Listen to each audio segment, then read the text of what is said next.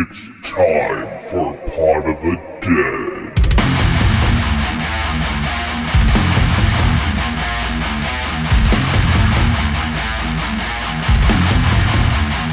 Join us. It was just caught me off guard. Anyway, hello and welcome to Pot of the Dead. I'm your host, Nicholas, and with me, as always, are the two ladies, Stephanie and Natasha. Hello. Hello. On today's episode, we are covering the 2015 horror film, The Blackcoat's Daughter. Before our homework for this week, what did you girls, what's your history with this film? I had never heard of it, and so that means I knew nothing about it. And after watching it, I still don't know much about it. Okay. So there's that. Yeah, I had never heard of it either. And I was it's an A24 film. So I was like, usually those are my cup of tea. And so I was like, okay, I've never heard of this one, but we'll watch it anyway. I've not heard of a lot of A24 films that I've seen eventually. But yeah, so that was my experience. I didn't know Jack. So yeah, I'd never seen this before. I'd seen the cover and stuff. I was very aware of the casting of it with was it Kiernan Shipka and Emma Roberts? They're on the cover of it and stuff. Mm-hmm. So I was like, oh, Sabrina and Julia Roberts' niece. I knew that they were in it. That's all I really knew about it. I actually didn't even know it was an A24 film until this was brought to our attention by our listener, Doug. So this was a listener requested film. And what did you put us through, Doug? What did you put us through? Oh, you just wait.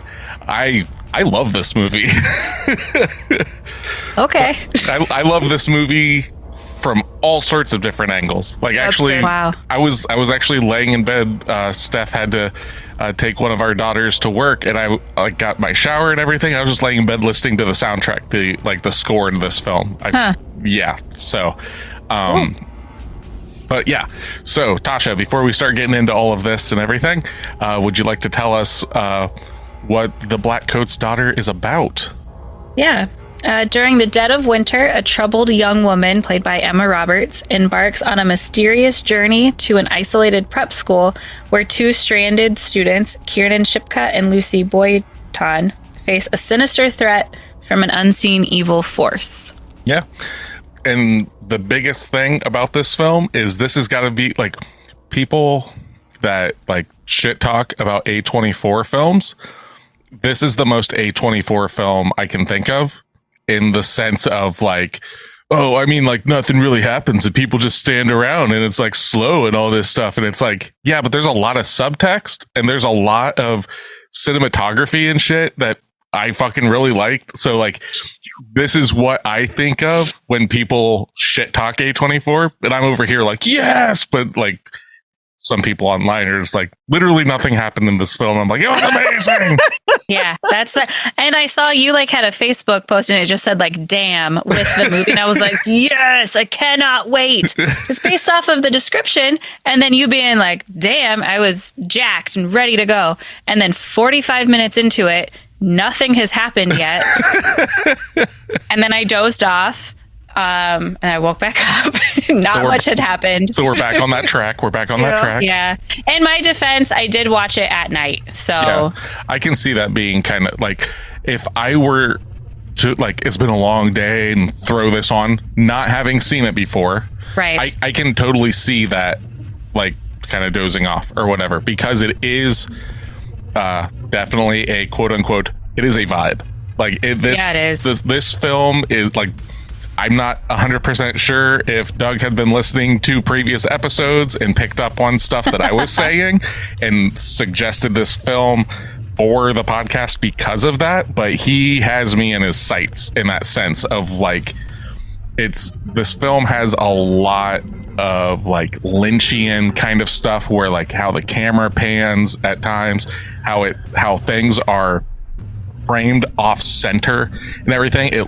There are certain shots in this film that feel like a Polaroid that's been shot but not well framed. Does that make sense? A house is it's too far panned up and stuff like that, and all of that stuff with the score and stuff in this film is I can just like bathe myself in this kind of stuff because I'm just like, oh, it's so unsettling, like purely unsettling. The whole movie was like that. It was like kind of waiting like to see what's going to happen next, but like not high tension, but like this like low bass that you're just kind of like, what's happening next? And then part of the time you're like, I have no fucking clue what's going on.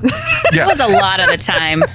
The closest thing I can think of to like compare it to is like if you've got like a nail that's like busted off like about, and you have to pull it off. It's got to come off. You know it's going to happen. You're slowly doing it, and you're like, it doesn't hurt yet. It doesn't. And then it finally hits that like spot where like it'll start to bleed. And you're like, oh shit! Oh, I'm already too far. Like that's kind of how this movie feels. It's like you know it's a horror film. You know, like so you're just like kind of like it's uncomfortable. What's going on? Something's gonna happen. So like, and then it finally goes. And upon like the reason I really like this film is how long it's sat in my head since I watched it. Okay. Like we watched this, I think 2 days ago, and it's been just cycling in my head. Not necessarily the narrative, but like just the vibe of it. Like I said, the cinematography, the tone, all that, the isolation of it, all that kind of stuff like speaks to me so much. Okay. But yeah, so this was shot in Kemptville, Ontario, Canada, at the University of, I'm going to say it's Gulf. It was their agriculture campus. They shot it in February, and it was the coldest. It was the coldest weather in recorded history there. It was negative 35 degrees. That's nice. So there are scenes in this movie where Emma Roberts is outside acting her ass off. Negative 35 degrees. Wow. It's fucking crazy. So, that takes place at this Bramford. It's not a university; it's a boarding school. Yeah.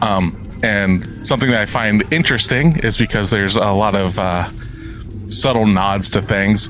Bramford is also the name of the notorious apartment building that Guy and Rosemary move into in the film Rosemary's Baby. So. Another interesting thing, this film is written and directed by Oz Perkins, who comes from very high family lineage in horror. His father is Anthony Perkins. You may know him as Norman Bates from the original Psycho. Okay, that's cool. So that's his father. His brother, amazingly named Elvis Perkins, is the man who scored this film. So he had never scored a film ever. He basically was like he's a folk musician. He's got a couple albums out, and his brother was just kind of like, I know the vibe that I'm going for, just kind of do this. And he, in my opinion, really knocked it out of the park. It's got very like Trent Reznor feels at times, some Akira Yamaoka from Silent Hill kind of times. Like it's just this brooding, atonal kind of, very unsettling. Like, you know, to most people, me, I'm just like, oh, this is it. This is good stuff. Lull you to sleep. Oh yeah. But so when Osgood was trying to get this made and everything, he's like, these are some quotes of his. He's like, I got invited to a lot of nice offices where they would sit behind their desks and say, this is amazing, but we can't make this movie. Like, we don't make movies like this. And I watched a few interviews with him and the three ladies that like basically star in this film, and their like chemistry all together is really interesting. It seemed like it was like a really kind of like laid back atmosphere to get this made, but it was also like really rushed. They only had like I think 15 days to shoot this, and most scenes that they shot is like, we only have one shot at doing this. So in certain times, you know, when blood is somewhere, it's like, that's it, we have to do it because we don't have time to try to clean it up, to reset it and all this stuff. It's like, we have to fucking do it now. So this was actually his first film as well. Oz Perkins wrote and directed this. It got picked up. It went to like the film like cycles and stuff, like at the festivals. And for some reason, it took a really long time for this to come out. So much so that his second film actually made it to streaming before this was released. So his second film was I Am the Pretty Things That Live in the House, which I ended up watching before this to get the tone of this director, because I'd never seen any of his stuff. That being said, it's same vibe, it's a very vibey kind of film. And his third film, I am super stoked because it's coming out this summer, starring Nicolas Cage, and it's called Long Legs. And I am so pumped for this, especially after watching this. Yeah, we went to the movies, and that was like a preview that when we just saw a horror movie, and Nick's like excited because he wants to see that movie, and I said I am not seeing that. It's the trailers for it is super creepy. It is like exceptionally so. Yeah. So this came out in 2015. Some notable horror films from my taste for that is like, you've got The Devil's Candy, Baskin, Crimson Peak, Hell House LLC. Those are some that aren't going to be top contenders, but for 2015, that's like the year that Goosebumps is like the highest grossing horror film. I've seen that one. Yeah. Okay. The Visit, Insidious Chapter 3. I didn't know that they did a Poltergeist remake. Okay. I completely missed that. Krampus came out this year. Oh, okay. Yeah. Sinister 2, The Gallows. It Follows, which is a really interesting film that we'll probably end up watching for the podcast. What's that? Have you seen it? I have. Not my cup of tea. I hear a ringing endorsement from Natasha. But it was also, this was also the year though that like Star Wars comes back. The Force Awakens is the highest like grossing film for the year. The reason I'm not asking you girls about box office and budget for this film is there's no budget to be found for this film. Wow. So I have searched high and low, and there's nothing out there about its budget. It did make pennies when it got released. It's made a lot more money in its like DVD and rentals and stuff like that. It's basically, I'm imagining, made probably about its money back. But it had a very limited release, which specifically at this time, 2015, A24, they weren't the A24 they are now. Mm-hmm. I mean, films like The Witch and stuff like that had come out, but you're not seeing the stuff that, you're not seeing Everything Everywhere All at Once kind of The Whale releases. Big The Whale. blockbusters. Yeah. Now that they're to the point where they're the biggest little indie out there. Like they're knocking on the door of like putting out. I think The Rock is going to be in a film. Like I think I heard him say that he's supposed to be in an A24 film soon. So like they're doing business. Let's just say. Now, I'm not the A24 fan. I am the A24 horror fan. But like because they've got a lot of stuff. Like they put a lot of shit out. But I'm mostly in it for the ooky spookies.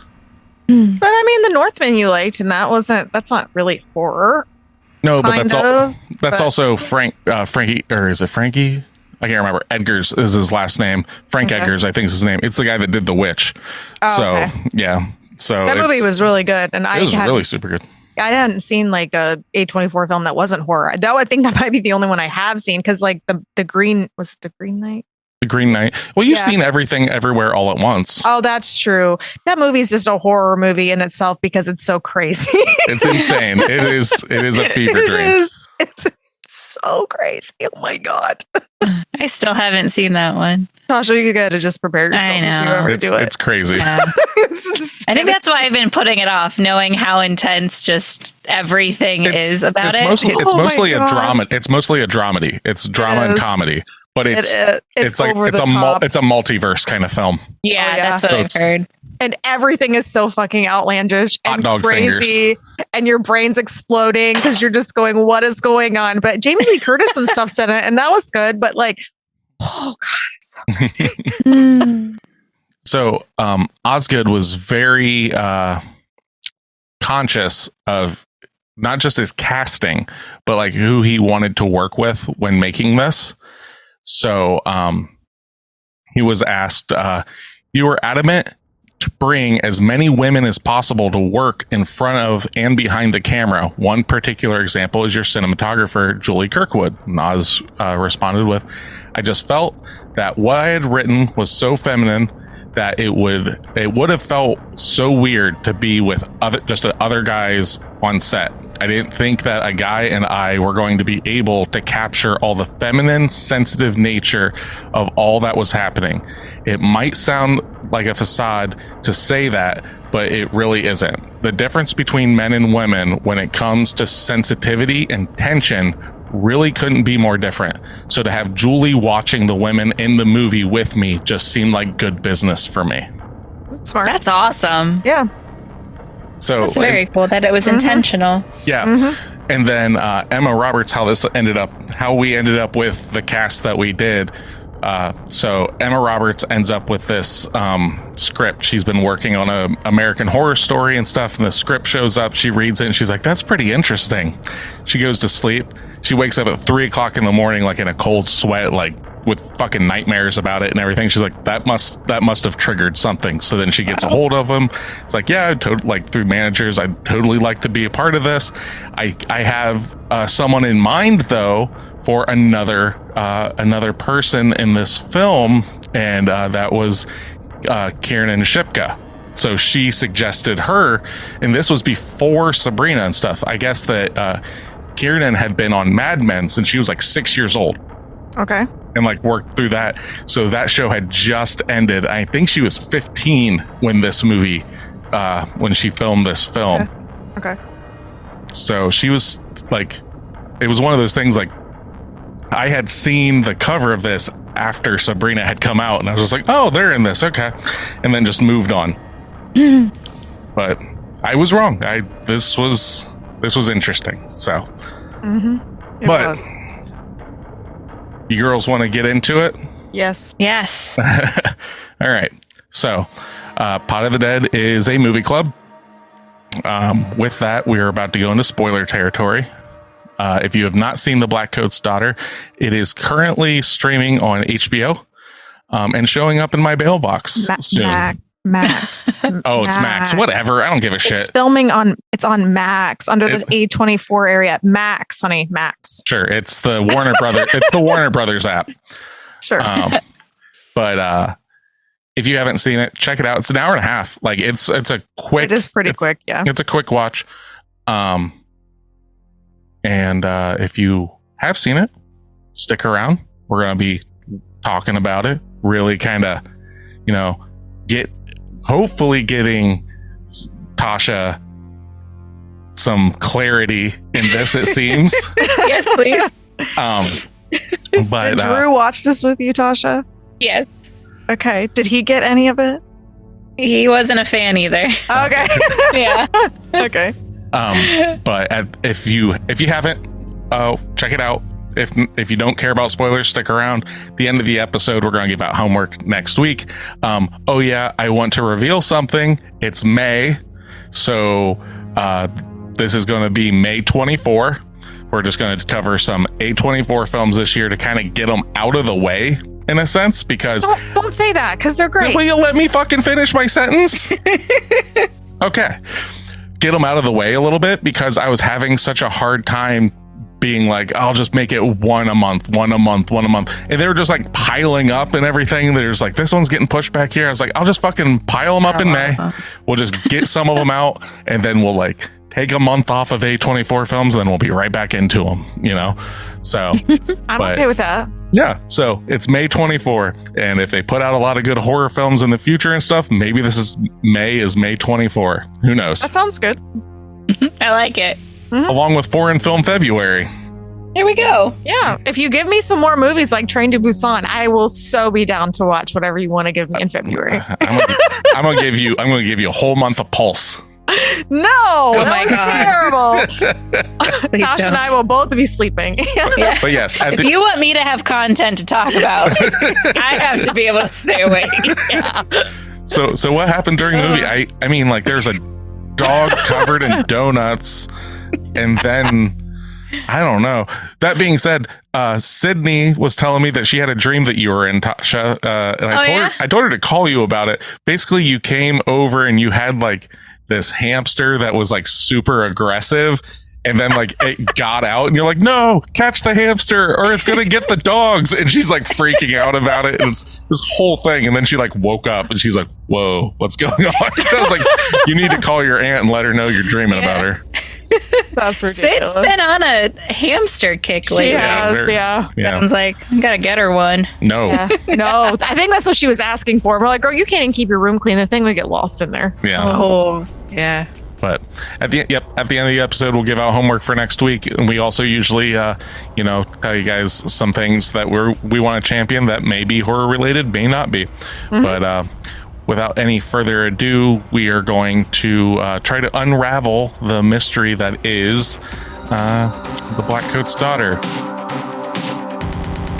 So if you want to be a part of our club, you can find us at facebook.com/podofthedead or else on Instagram at pod_of_the_dead or on TikTok at podofthedead. If you want to email us any questions, any complaints, or movie recommendations, you can email us at podofthedead666@gmail.com. Yes. With that being said, Tasha, do you want to give me that 10 out of 10 review? Yes, sir. These are the words. These are the words of Natasha.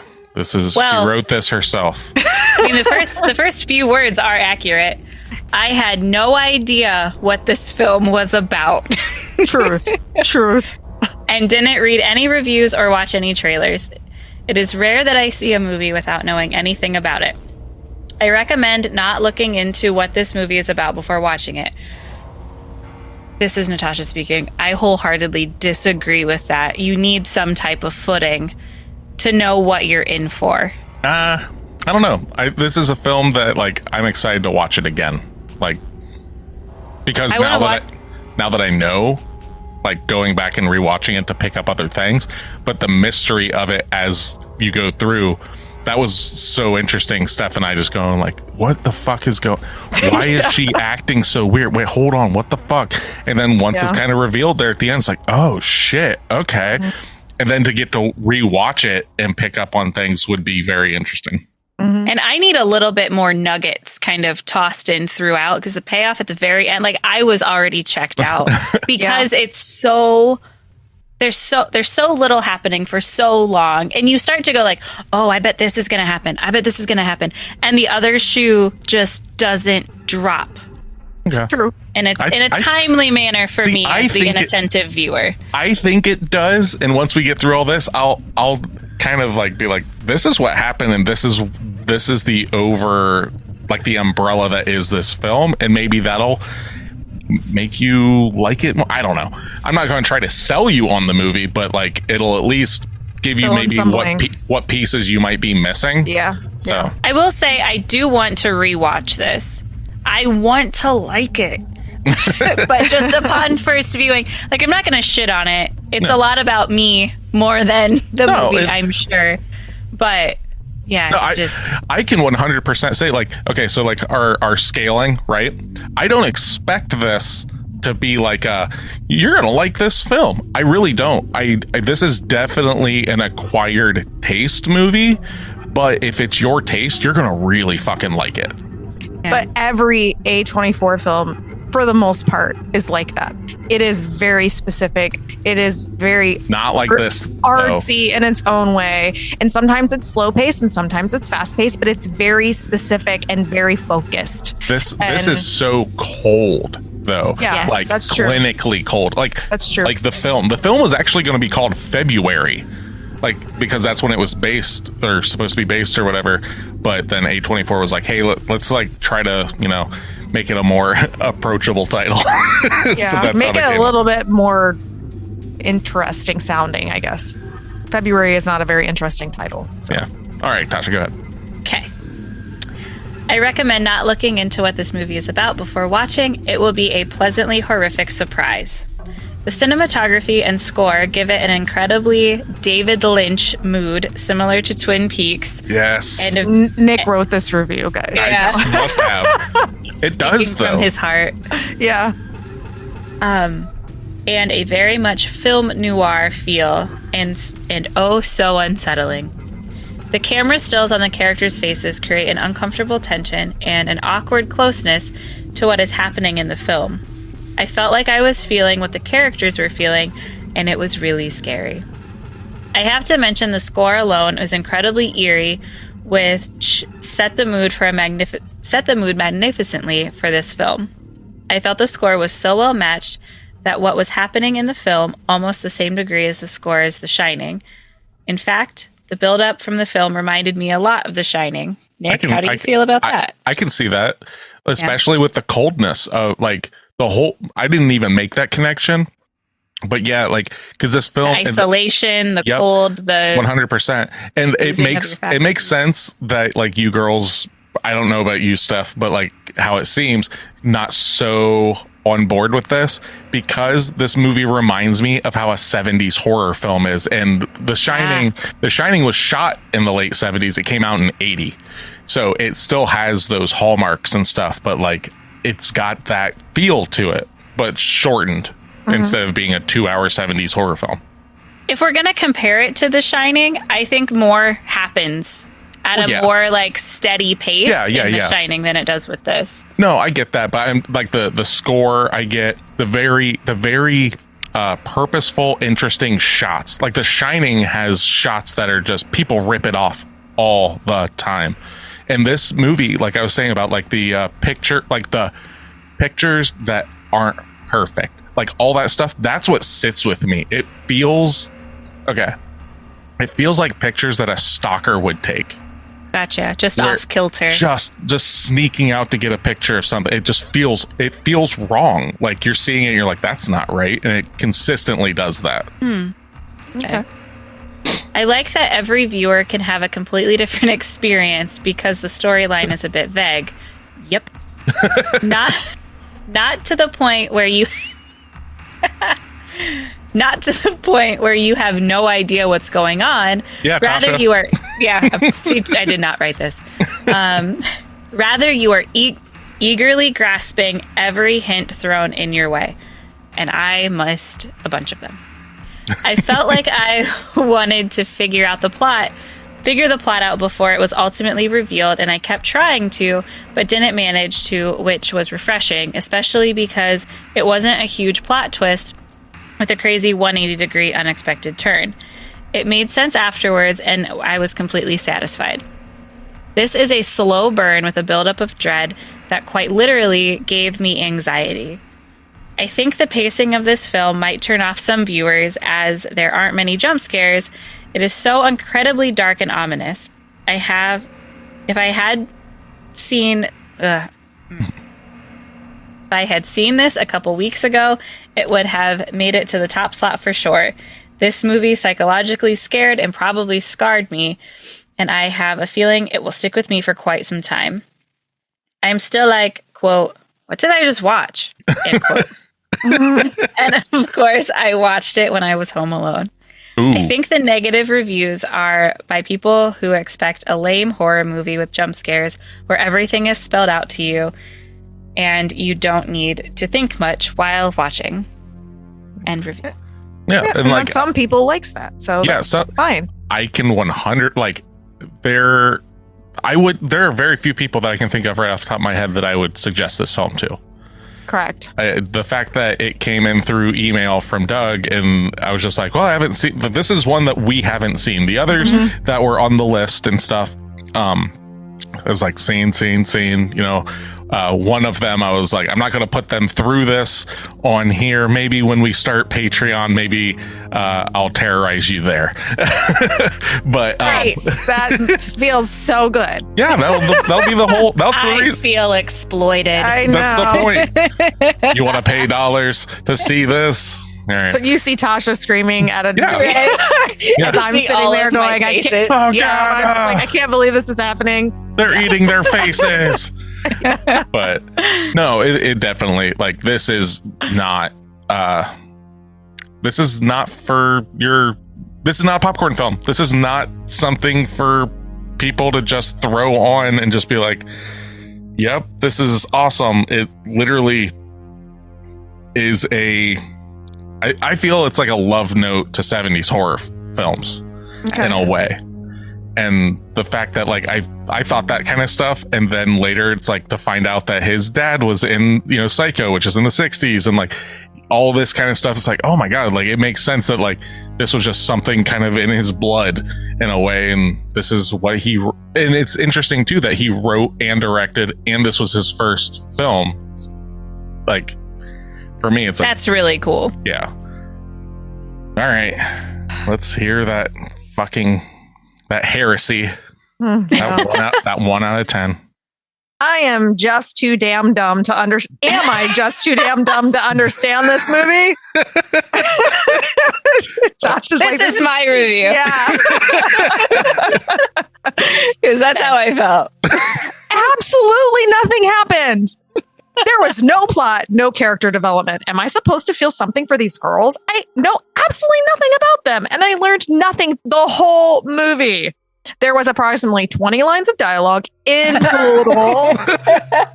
I have no idea what other reviewers see in this movie because all I saw was an incredibly boring cliche possession movie. Cliche? Get the fuck out of here. This is not cliche. I am sorry. Go on. Okay. It wasn't scary, chilling, or even slightly creepy. Just a dull knife and some demonic murders of literally zero consequence. Okay, so that is kind of true a little bit. I can't understand the not creepy. It's like, what the fuck are you talking about? Like, Kiernan Shipka is creepy as fuck through this whole film. But it's very subtle. It's not in your face like some movies are. I'm sorry. Is that Catherine's role? Yes. Yeah. Okay. Yeah. Sabrina. Yeah. So I'm sorry that it's not the creature on top of the fucking armoire or whatever in The Conjuring. Like, yeah. Like, yeah. But The Conjuring was a little more subtle too, though. So, but yeah. I think that's where I also, like, this movie, when the time that we watched it, I'm kind of inundated right now with possession stuff. And that's not my go-to for horror movie or book. And right now I'm reading a book where it's teetering on possession. We watched that movie. We watched this movie. Yep. So I'm interested in a lot of it. Yeah. Yeah. I'm interested in seeing this at a different time. Yeah. Maybe in February. Maybe. Okay. We're not done. Yeah, we're not. There's more. 3 more sentences. Okay, I'm just going to reiterate the last one. Just a dull knife and some demonic murders of literally zero consequence. What was the point? There were none the entire time. For a movie that claims to be chilling, dark drama, I expected at least a little plot. Not to mention the acting was horrible and the line delivery monotone. Nothing was there. Out of here. Nothing was there to keep my interest for more than a few minutes at a time. A massive disappointment. Okay. Fuck this Here guy. He's right about the monotone thing. That is part of the storyline. Kat, yeah. But there's a reason for that. The other, realistically, Joan, who we're in spoiler territory, is Kat. Mm-hmm. Whoa. Oh, are you serious? She didn't catch it. Yeah. It's the same person 9 years later. 8 years later. All right, we're going to... Okay, Tasha, let this sink in for Tasha. That's cool. All right.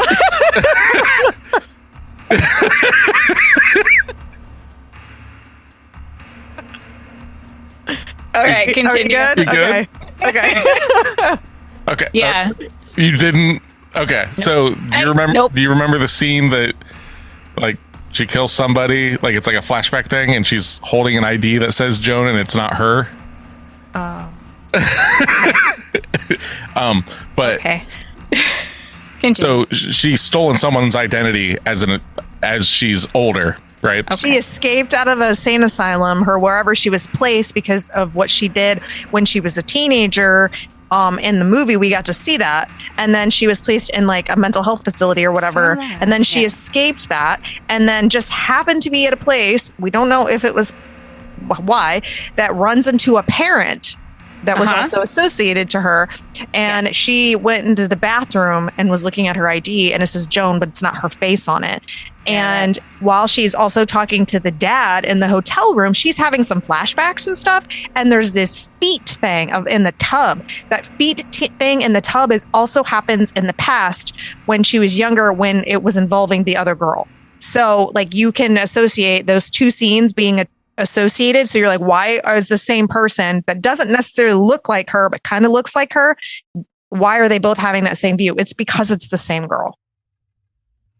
Got it. So the overarching, the underlying overarching, however you want to look at it, underlying, yeah, the underlying vibe of this film is abandonment. Yeah. So what? Okay, so picked Kat, up on that. Yeah. So Kat, so badly, like her parents aren't coming to see her and stuff like that. It's alluded to that they might be dead in like a car accident. Yes. Now that could be something that's being shown to her from Satan. Like, true. Right. So basically you see this throughout, like the headmaster and stuff. Like she's grasping at anybody to be a father figure to her, to want her around. Yeah. And it's not happening. She's left out in the cold, literally, consistently. And then when something does take attention to her, the devil, she finally feels like something cares about her. So then during the exorcism scene, and it leaves her, she literally is crying and says, "Don't go," because it's the only thing that cares about her. So she's down there in the basement. She's got, like, when it's younger Kat, you know, she's doing the heads and all this stuff, and the furnace is burning and everything. That's the depiction of Satan in this film, outside of like the spectral kind of thing. So later on in the film, when she kills Rose's parents, she's getting a ride back, not to kill her parents, but because she's trying to get back to the devil, because that's what she's trying to do. So she ends up killing the parents in the same way, to gather their heads, to bring them to him, and he doesn't show up, and she's abandoned again. And that's why at the end of the film, she's breaking down so hard, because she has done everything she can for the one thing that gave a shit about her for a little bit, and he doesn't care, and he's not there anymore. And now she's just left with what she's done. Yeah, because like when Rose was left there to like keep an eye on her while everybody left for a holiday and stuff, because Rose's parents weren't showing up, because Rose basically lied to her parents so she could hang out with her boyfriend and tell him that she's knocked up. She basically just looks at this girl like she's she's a waste of time. Like she just doesn't want to deal with her. Like, I'm gonna go do my own thing. Go, you know, she's not necessarily mean to her, but she's just kind of like, I don't really care about you. Very dismissive. Yeah, and big sister energy. Yeah, and so like all of that's treated that way. And then even with the ladies that work there, and they go to eat and stuff, they treat her like crap.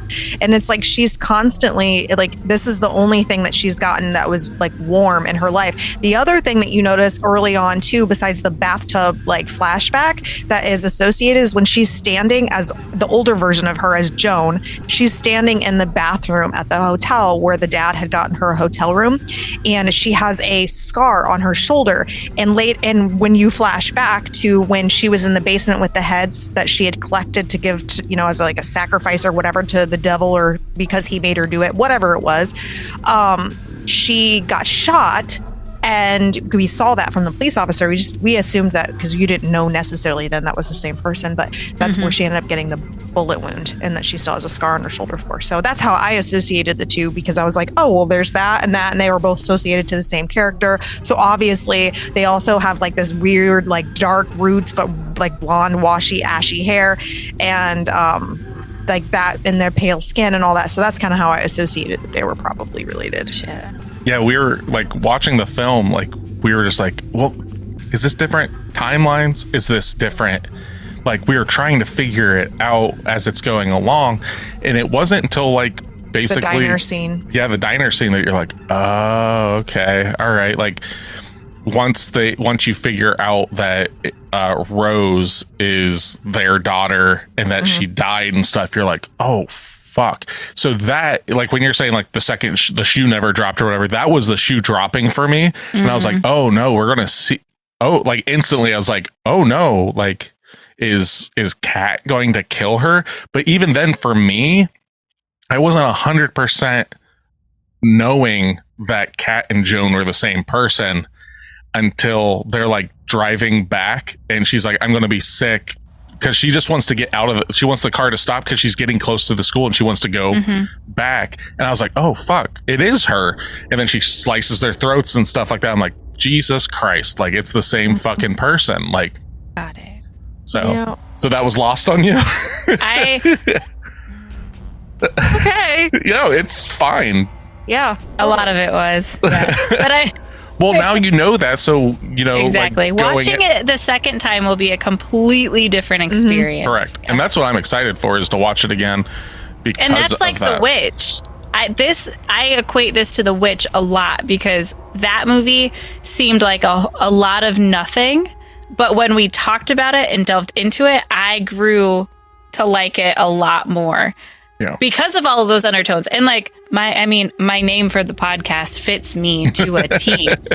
I miss, unless it's a concept that I already have some history knowing, and the movie could be really kind of like existential or whatever, but I have a feel for what's actually happening, then I can get into it. I can get those little pieces that you're picking up on, those undertones. Yeah. But going in and having no idea what direction really to go in, a lot of that gets missed because I'm just processing like what the fuck is happening. Correct. And not like honing in on those like intricacies, like the minutia of the movie. That's so important. Very, yeah, and it's one of those things where I think it was Steph's review that she read, where it was like there's like 20 lines of dialogue, and it's like realistically, like there's only like, let's say 20 lines of dialogue.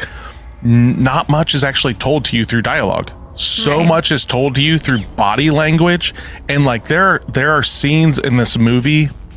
I read something. I wish I could. I tried to find it again, but Osgood was talking about how he writes a script. He writes it as if it were a song. So there are motifs that keep coming back. So like in this movie, there will be like a scene, you'll see it, and then you'll see that scene again, and it's a little bit more expanded upon. So the movie, it's in a different view. Yep. So the movie starts with like Rose getting her picture taken and everything, and like that's how it starts. And the second time you see that is one of my favorite scenes in it, because it's so depressing. You see her put on this smile, and then you just see the weight of she thinks she might be pregnant and all this stuff like just settle on her, and you see that facade of happy, and then just like that is such a fucking effective scene with no dialogue. It's like it's kind of slow, and it's kind of got like this like when they're talking like Lynch and stuff like that, it has this dreamlike quality where it's very strange. And then my other favorite scene in this, and I think it's fucking phenomenal, is when the headmaster and the officer find the two ladies dead, because it's them at the door, and then they're knocking, and then camera just like follows them. You see them walking outside the windows, get to the back door, and when they open the back door, we finally get to the doorway, and you see just a little bit of blood splatter on the wall, and you're just like, I knew it. I knew it was going to happen, but you didn't know how the reveal was going to be. And that reveal, I think, was phenomenal, because like you just see the reaction of them as they walk in. They're just like, oh my God. Like and then you later on see the scene happen. Yeah, but they play it in 3 parts, and that's what's the best. No, actually, it's kind of almost 4 parts because they give you like the little nugget, like when they're in the kitchen and they're getting ready to make dinner, and she pulls out the drawer and it's full of knives, and they pan in on that, and then they have dinner, and then the ladies are fucking mean to her, and they start like scolding her because she's not doing Jesus-y stuff enough, and so she and then that's the handprint, and then the walk around, and then also the other part I liked is that she's out there shoveling during like this, and she knocks on the house and the door's locked and she can't get in, and so like you're like, what the fuck's happening? Isn't that the house they just had food in? Like, why is she getting locked out? And so she has to go back to like the main building or whatever. So there's all these little things that all come back and play into the exact same location, but you get different views of it from every single time, especially like with the actual murdering time. Well, here's something that just kind of came to me that I'm wondering if it's just me putting 2 pieces together that actually don't fit. Okay. So Rose is telling Kat, like, did you hear about the sisters? That there's no hair on them? I hear they worship the devil, right? Yeah. And then the devil is telling Kat, I'm not going to say the word, but it's like, kill all the C words. Yes. So, do they worship the devil? And now the devil's telling her to just kill everybody here? Like, is that, like, are we to believe that? Or is the whole, like, did you hear they worship the devil? Just some bullshit, like school, whatever. Because since the devil is very real at this school, and she's like, did you hear this whole thing? Like, is there some validity to that? Or, okay. Think about this, though. When we see that scene again, they say that they show us that scene twice, right? Like I think I'm recalling that.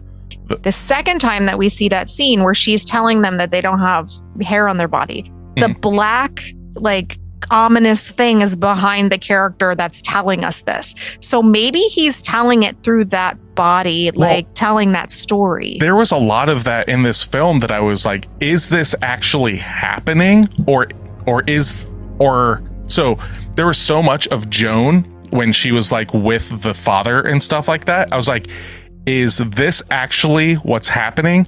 Or is this what she thinks is happening? Because when she's in the hotel room in the towel and stuff, and he's talking to her and stuff, there's all this tension built. And there is a look that he gives her at one point that is very like sexually suggestive. And like you can feel it there for a second, and then you can almost like feel this like brush it off thing. So it's one of those like, is he actually being like that, or is she feeling like that? So there's a lot of that, like, I don't want to say disconnect, but what do you call it? Like like you can't trust the narrator, like like that kind of feel to it. Yeah, like I love that kind of stuff because it's not so cut and dry. You can take so much out of it and be like, well, this is what I think. This is how I feel. This is what I got from that scene and this scene. Okay. I do suggest if you watch this, or at least this is what we had to do, was to put, when they're doing phone calls, put closed captioning on so you can actually hear what they're fucking saying on the phone calls. Yeah, the phone. It was a pain in the ass. Yeah, the phone calls are very, very distorted and low. Sometimes the score in this film is battling with the dialogue at times. Like, I don't know if that's on purpose, if that's just incidental, if I'm getting old and deaf. I'm not sure. But yeah, like we definitely about halfway through the film had to put on subtitles because it was just like, wait, what the fuck's... It wasn't like I didn't understand what was going on. I could hear them, but I couldn't hear what they were saying and stuff. So I had the same problem, but I almost wonder if it's our TV. Yeah. It wasn't. It could have been like the way our TV was portraying it or something. I don't know. It could just been the movie. I don't know. It was a little... It was muffled on my end. Okay. Yeah, it was muffled a little here too. It was a little weird. Yeah. I just chalked it up to them using like the old phone in a lot of the scenes. That's true.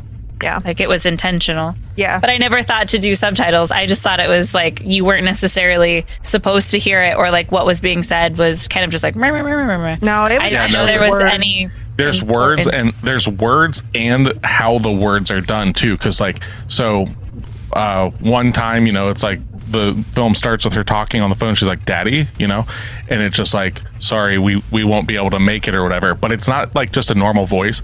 It's like pitch bending down and stuff like that. It's like it seems inhuman. Mm-hmm. Every time she's on that phone, it's with the devil. So like later on, like she walks to it, and that's when it's like, kill them all. I'll just say it's like that. And you can see her body, her like, it's like she's been taken over or something, or she now feels that she has a purpose or something, because her body language changes at that point. Another thing though that we were talking about is the visual like, I don't know, degradation of Kat's character. The further we go into the film, the more her eyes are darker and all this stuff, and her skin's paler. Yeah, I fucking love that, because it's so subtle over time, and she's you can always just tell, like, throughout the film we just kept going like, what the fuck is wrong with this girl? Like, there's something going on. It's because she's like staring at the devil the whole time or whatever. Like, even when she's talking to the priest, he's like, what are you smiling about? She's like, oh, I was smiling.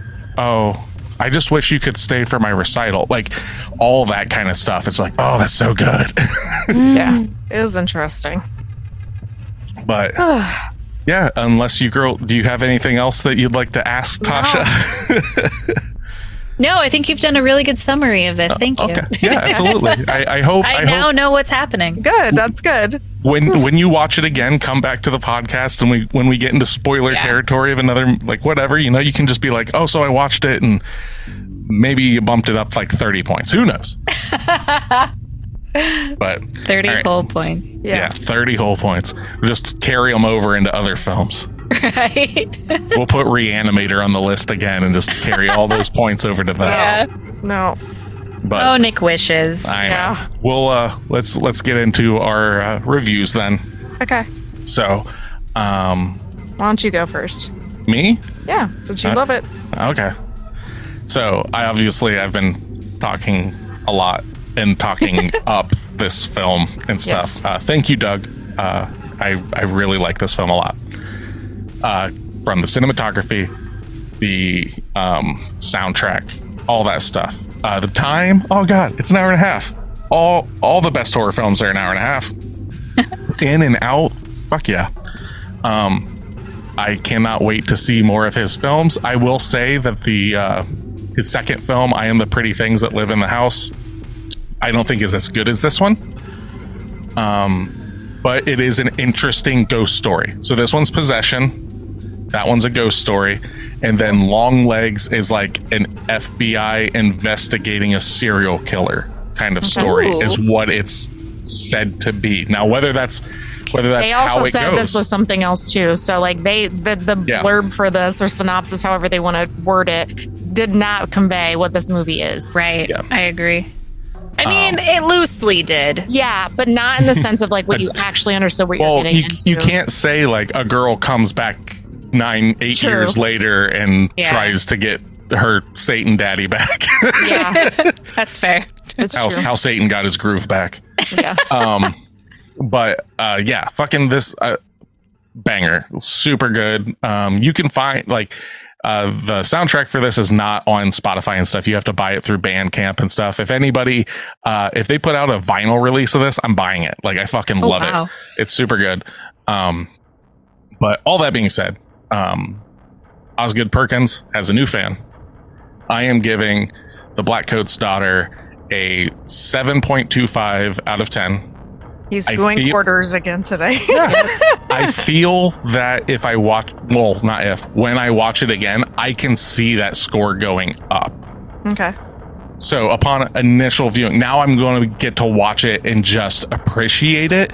And I was already picking up on a lot of that stuff, but still trying to figure out what was going on. Now I don't have to figure it out, and I can just like really just bathe myself in it. I was really fighting myself with upwards of an 8 on this movie. The reason I brought it back was like sometimes like the audio is just like battling here and there. Some very nitpicky things. But yeah, I'm very comfortable with the 7.25. Could push a little higher, but that's where I feel comfortable giving it. Okay. What do you got, Tasha? I'm sorry. No, you don't. I'm bringing this down. That's fine. It wasn't, first time through, it wasn't for me. The pacing was very slow. The dialogue was nearly non-existent. I will say the acting was very good. Mm-hmm. Kat's character's dialogue just was so boring for the majority of it. Just the way she spoke, like you said, the monotone of it. She just sounded and I get it now. She wasn't there, and now that conveys that she wasn't there, because it was like she was talking as if she was dreamy the whole time. That now makes sense. It's almost like if you're talking to me, but I'm watching TV, and it's like, yeah, oh, what? Like, it's very but much having that for an entire movie and watching somebody like that was hard, to say the least. Yeah, so short answer, I'm giving it a 3. Oh my God. First time around, it doesn't have a ton of redeeming qualities, but this is but this is one I'm willing to give a second chance. Okay. So there's that. Okay. So a 3. Yeah. I agree. This movie's slow. It is monotone. I do like the filmography in this. I do like the ominous feeling. It does have mild tension, like that builds. I like all of that. I do think that it lacks an execution in a lot of ways, for my own personal tastes. So when I went into this, like, I didn't fall asleep. I wasn't going to try to fall asleep. You know what I mean? So like, it was one of those things where it kept my attention enough.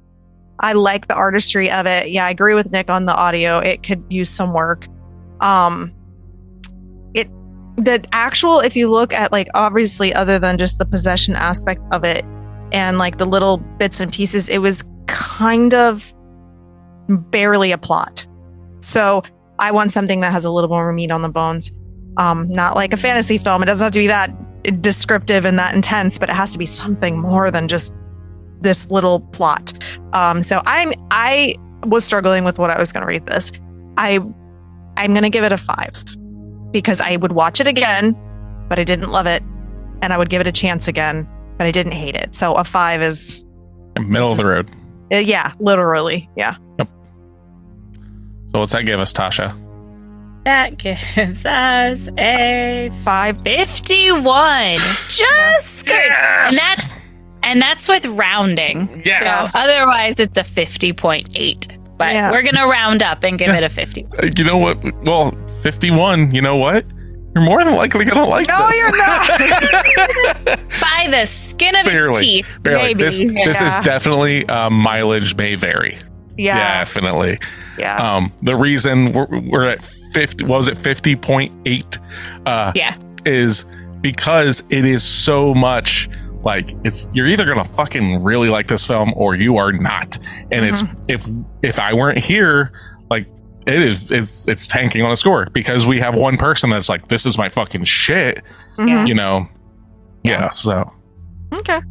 But let's do it out of just Steph and I, and it's a 40. Okay. So there you go. But yeah, it's if you like artsy, I hate using those phrases. But I don't know how else you explain it. I mean, that's like, the hard part about it. Cerebral. Yeah. Maybe. If contemplative. If you're into film, if watching movies isn't just something to throw on, but if you're like actually into film movie. Yeah. If you're actually, and it still sounds like head firmly up ass. You want a thinker? Yeah. Yeah. Like if you're actually wanting to, like, hey, like, and I think A24 is kind of that 100% place. Yeah. So like, it definitely, like, A24 and Neon are definitely like the companies that are putting films out that make you go, this is like, it's not just, Nightmare on Elm Street. They don't hand it to you. I mean, realistically, if you think about most A24 films, a lot of it is just, you have to infer what's happening. Like, they don't hand it to you on a platter. So, I mean, they do a couple things, but most of the time you just kind of have to pay attention. It's a lot of paying attention. That's what this month's gonna be, baby. Yeah. 'Cause it's May 24. But there are a lot of A24 movies where I, as somebody who I feel like I pay attention, I just don't pick up on certain things. There are certain movies that do it better than others for my brain. Well, absolutely. And that's the thing, though, is like not all A24 films are created equal. You know, like there are directors that are, you know, that have had multiple films through them and stuff, you know, like Ari Aster, for instance, you know, like Midsummer, Hereditary, you know, like that's one guy. And then like The Witch, The Northman, stuff like that. I think he also did The Lighthouse, which I want to see sometime. That's the Robert Pattinson one, right? Yeah, that's the same guy that did The Witch. Oh yeah, we'll probably like that. Yeah, so definitely in Ari Aster's camp. That's for sure. There you go. Yeah, I like both those guys, but I'm definitely like this film. It's talking to me. I may be staring off camera a bit because it's talking to me. Oh dear. But yeah, so you girls have anything that you want to champion before we give out homework? Yes, I'm going to go first today. Right. I don't have any books. Sorry, no tentacle porn today. Damn it. I haven't been reading anything that's great. So I guess I'm going to talk about 3 little things quickly. They're all movies. Nick and I did go and see, I'm not going to say I'm going to champion this, but I'm at least going to give my perspective of it. We did go see the new Abigail movie, which is a vampire movie that's a ballerina that just came out. And it was a movie. And it was entertaining enough. It was weird. And it was actually like kind of the house that was in was really cool. The premise of it was lacking for me, but I love vampires, so I wanted to see it. So I don't necessarily say I would champion it, but I would say that if you like vampire films and you aren't looking for the best plot ever and some humor and some ridiculousness, you might like it. If you like popcorn horror films, probably this is for you. Yeah, it's dorky in its own way. It's not really that scary, but got a Danzig song in it. Okay, it has the gore in it's just ridiculous, but yeah, it was a movie. I didn't hate it. It was just not my favorite. But I would say if you're looking for a horror movie that's out right now and you want to go see a movie, maybe that might be your jam. As for movies, I've also rewatched 2 movies I've watched a bunch of times, and I forgot how much I love them. So I'm going to talk about them because I just love them so much. So the first one, I rewatched Shang-Chi, and I'm here to say, because a lot of people haven't seen this movie, this is literally the most underrated Marvel movie ever made. Like, it is incredible. It's beautiful. The storyline's amazing. I watched it the second time past week, and I was like, I cannot believe that this movie is this good. Like, it is amazing. It has really good rewatchability. I just loved it. And like, I love Marvel movies, but this might be one of my top 3 of them. So, of like the MCU world. And then Nick's going to love this one. So yesterday. I'm not. I already know what you're going to say. I know. So we're going to go ahead and mute your mic now. No. So yesterday, Noelle came home and her boyfriend was with her and he had never seen Avatar. And she was like, "You've never seen Avatar?" And he's like, "No." So Noelle's like, "We're going to watch this." And I walked in the house and sure enough, Avatar's just starting. And I'm like, I'm joining you because I haven't seen this, like the first one, in a long time. And I forgot how amazing it was. Like, I really loved the second one. And I've watched that one multiple times since it's been out, but I haven't went back and rewatched the first one because the girls kind of wore me out of it when they were little because they watched it on repeat. And so we watched it again and I was like, this is such a damn good movie. Mm-hmm. Like, it is beautiful and the plot is just fucking phenomenal. It's Pocahontas. Oh, I don't care what it is. Yeah. I'm with Steph on this one. It is just incredible and I love it. So it gave me the chills just watching it again because I was just like, I cannot believe that it still holds up for me, even though I haven't watched it in forever. And Noelle was like, I really like this one, but I still think the second one's prettier. And I'm like, it is prettier. I agree with that, but I like the starting of the storyline. So it was a really good rewatch. So obviously, if you live under the deepest rock in the core of the earth, you've never heard of Avatar, but give it a rewatch because it's so good. So I got a chance to watch it in 3D after, like, right before the second one came out. Oh, man. That's amazing. I got to see it in theaters for the first time many years later. And yes, I agree with you. It's phenomenal. Beautiful. And like you said, it's just a fun movie to watch. I shouldn't say fun, but like, I enjoy just watching the spectacle. Yeah. Exactly. Yeah. It's beautiful. Yeah. Oh, it's a great movie. So, all right. What do you guys got? I don't have media. Okay. I can't think of much that I've consumed this week, as it's been a very long week. Very long week. But I'm going to champion the need for and the importance of connection with people in real life. Okay. That's a good one. And I think that fits with the movie. Like, the importance of needing a tribe and making time for those people is extremely important. So if you're struggling with mental health or just a shitty week, and you don't want to reach out to people and you tend to isolate yourself, which I do. Me too. It's important to actually reach out to your friends and do something, which is what I'm doing tonight. Good. So Girls night. that's what I'm championing is coming home and telling Drew, my partner, that I just needed him to hold me for a few minutes, and then going out with my friends later tonight, because sometimes that's just what you need. If you're a person to isolate, try to branch out and not do that, because hold me close, young Tony Danza. Yeah. That's good advice, Tasha. Good advice. Thank you. What's up, Nick? So my things are not new. These are not new things, but they are things that I want to champion. One is something I want to champion, and the other is an update on a previous statement that I had made. So I'll start with the update. So when we covered Alien, I said, Alien, like I love this movie. I think I gave it like a 9. And I was like, I think that Aliens might be better. So I rewatched Aliens. Yep. I am wrong. I like Really? Yes. I remember loving Aliens as a kid. I honestly think I'd give probably Aliens like maybe a 7.5-ish. Like that much of a difference. Because you see more aliens and you get gunshots and stuff. But as a tone of a film, it's just an action film that has aliens in it. And it looks neat, but like as a movie experience for myself, I prefer the first one. So can I add on to this a little bit? Yeah, go ahead. It's also okay. I think I know what you're gonna say.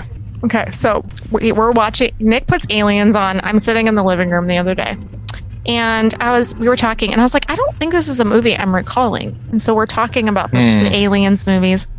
And remember, if you guys have listened to our Alien movie, our reviews, we were talking about Aliens 4, and Nick's like, that movie was a big old bag of crap. So I looked it up and I was like, I remember watching that movie and I loved it multiple times. And so, because I thought you were the only person on planet Earth. And he was like the white, like weird alien. And I was like, I remember that. That's the baby. And he was like, I can't believe, like, he's just like completely disgusted with me. And I was like, I loved that movie. And because, what happened was I was like, does this movie have underwater aliens? And he's like, I don't think so. And I'm like, there's a movie I've seen. An alien stands up out of water. She's like, no, like in the water. Swimming in water. And he's like, I don't know where that's from. And I'm like, so I Googled it and it was like Aliens 4. And I was like, oh shit. So it turns out that, Nick said I ain't gonna like it. I love that movie. So there you go. I didn't say you weren't gonna like it. I just said it was dog shit. Yeah.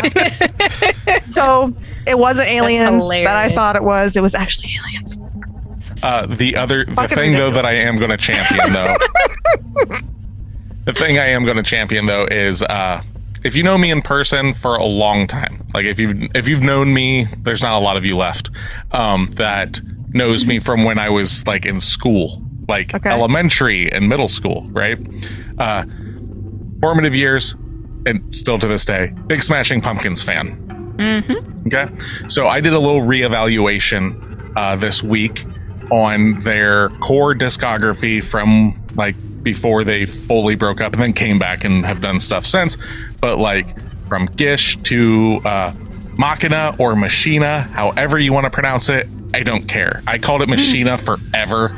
Now I'm looking at it like it might be Machina. I've never heard it said for that title, so who fucking knows? But what I'm here to say is like, so Smashing Pumpkins are mostly known for Siamese Dream and Melancholy and the Infinite Sadness. Those are considered their benchmark albums. And I am here to say you sir, are wrong. Their final album as a core that came out in 2000, Machina, is without a doubt their best album. Wow. So this is why. Now, obviously, you know, mileage may vary, but do you like riffs? We got some songs here that are riffy. Do you like shoegazy bits? We got that. Do you like goth pop rock songs? We got that. Do you like super dramatic choruses? We got that. This album, as I was listening to it for probably the fourth time today, because I literally listened to it on repeat, so much of what My Chemical Romance went on to do with the Black Parade, they pulled from this.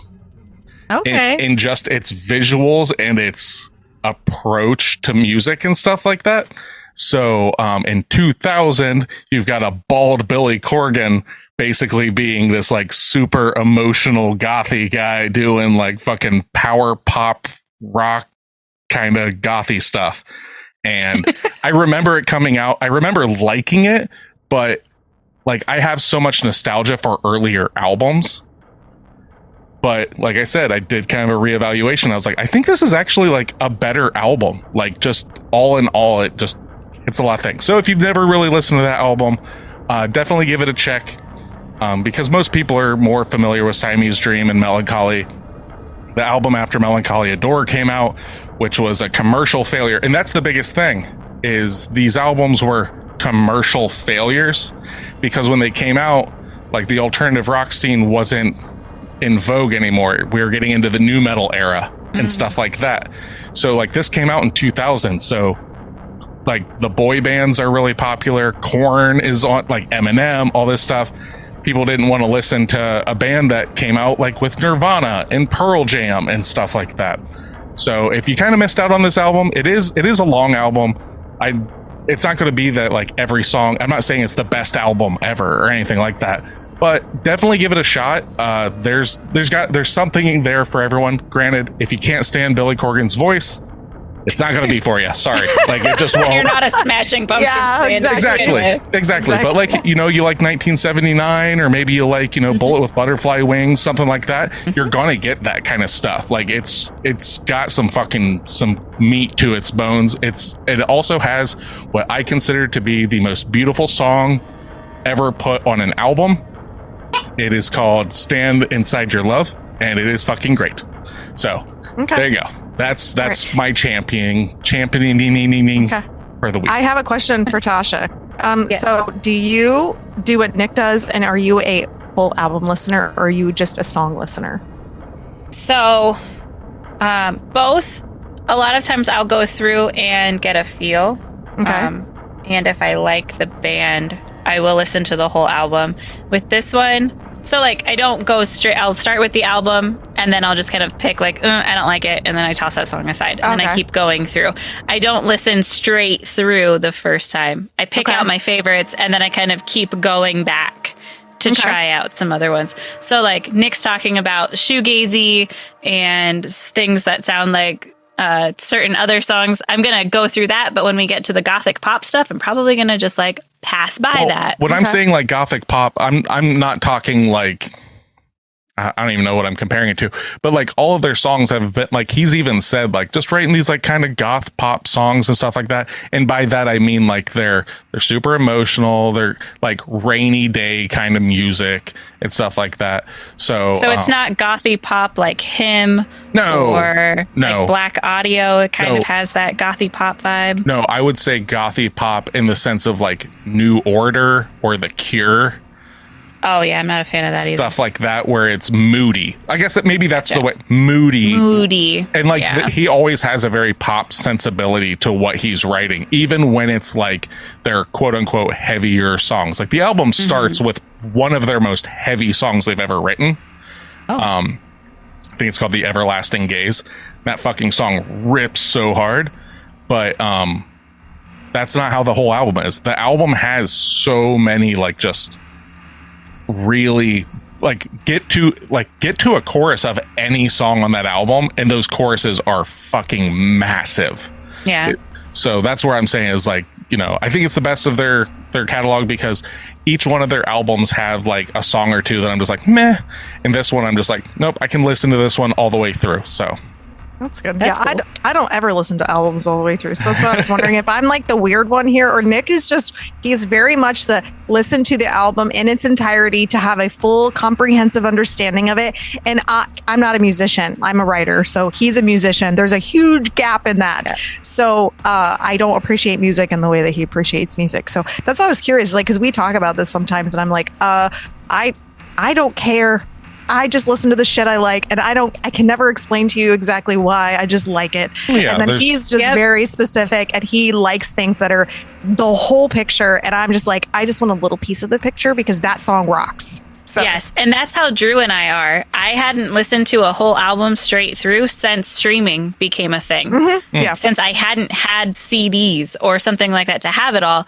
And then he kind of taught me there's an importance to listening to it in the order that it was produced. Correct. Because it's produced in a very important order. Yeah. So there are some albums that like a lot of AFI, like newer AFI that I'll listen to straight through because I have such a connection to that band. I love every song. And then you get a little deeper with loving the album as a whole. Okay. But that's only for really specific bands. Correct. Because certain songs will hit differently when it's set up by the song previous to it, because that's intentional. Yeah. So like talking about the album, like there will be like a really soft song and everything, and then it's picked back up with something heavy and then it comes back down. And it rides this thing. Not all albums are like that, but some like there definitely is a purpose of an album. Now, nowadays, it's not so much that important because a lot of bands and stuff just pop out singles. They don't even put out albums anymore. True. It's just like a single, because that's not what people aren't. It has a lot to do with our attention spans, you know. Mm-hmm. You know, people just want the song. That's why pop songs are getting shorter and shorter and shorter. You know, but. It is what it is. I think that's with a lot of things. People, like, even with books, it's like they want fast and they want it out quickly. They don't want to wait. And so I think that's the same thing with music. If you make a whole album, it takes longer than just to do one song. True. So. But I'm also that guy that, like, I will put on Lay My Bones Among the Rocks and Roots by Wolves in the Throne Room, and it's an 18-minute long song, and I'm just gonna go on this fucking like black metal journey. Like I just, and it's that vibe. It feels foggy and misty and ooh. And I'm about that. Like I'm down for that. There's a time and a place. Yeah. So all right. So. Homework time. Yes. And an announcement that we now have our own website. Yes. Whoop, whoop. Pod of the Dead. Or else.com. What was that? Pot of the Dead or else.com. Say it for the people in the back. Pot of the Dead or else.com. There we go. All right. Yeah, you can find it if you're listening to this. Obviously, you found us, but yes. You can find all of our episodes on there and everything, and we'll be updating it in the coming weeks, months. You know, we'll try to keep up on it and everything, and like I said previously, talking about maybe doing a Patreon for some extra content. That's actually where this stuff will be getting posted in the future for video and stuff like that. So, but these are all things that the girls and I are talking about, bouncing around and seeing what's up. Yep. Seeing what everybody's time and commitments can be. So we still want it to be fun. We want it to be engaging with you. And we're always looking for more suggestions. So this film was suggested by Doug. Thank you, Doug. Thank you for the suggestion. Yes. That being said, homework. It is May 24. So, shocker, we got another A24 film. This year, this one is a very recent one, as this came out last year. Oh, I think I know what it is. And it's from Australia. Okay, maybe not. Maybe. I don't know. Okay, tell me. We are going to watch Talk to Me. Oh, shit. Oh my God. This is going to be actually fucking scary. Yeah. Oh my God. This is my favorite film from last year. You're going to be like, yeah, I know. I'm thinking you're going to be like, we're going to watch a Pearl. And I'm like, yes. And then, no. Or Green Room. Or like Midsummer. So ready for Midsummer. Well, when you I was hoping for. When you check out this episode, if you go to our Facebook and Instagram, you will see our month schedule. So that will. Yeah, you didn't pay attention last time. I don't. So I actually like being surprised. So at the beginning of every month, I put out the schedule. It's not necessarily in order. I haven't done it yet because this episode's not out yet. Oh, okay. See? Time. Yeah, I know, right? Forgot that thing. We are in the future or the past. Time's weird. Whatever. It's a flat circle. Crazy. Yeah. But yeah, we're gonna watch Talk to Me. Oh shit. Okay. And so I'm super stoked. This is one I had no desire to ever watch. So really? Thanks, Nick. Yeah. It just from what I see from the trailers, I know you talked about it, but like it genuinely scared the shit out of Wesley. So I'm like, and like movies scare him, but like I think this was like top notch. And Nick even said this movie kind of scared him a little bit. So this film is the epitome of dark. Yeah, so I'm a little nervous. I mean, as long as it's not another Hereditary, we'll be okay. But I don't know. That's up to you. That's really up to you. I don't know. I don't know your life. But it is on Showtime. Yes, it's on Showtime right now. And pay for everywhere else. Okay. Yep. So that works. That's what we're gonna do for next week. Why do I always have to pay for the movies I don't want to watch? Hold on, I might have a digital copy. So oh yeah, he bought it, so we're gonna we'll buy it. Don't pay for it twice, okay? Oh yeah, I remember that. Yeah. Damn Silent Hill. Yeah. For Pot of the Dead, I am Nicholas. I'm Stephanie. And I am Natasha. Come back and listen to us. Or else.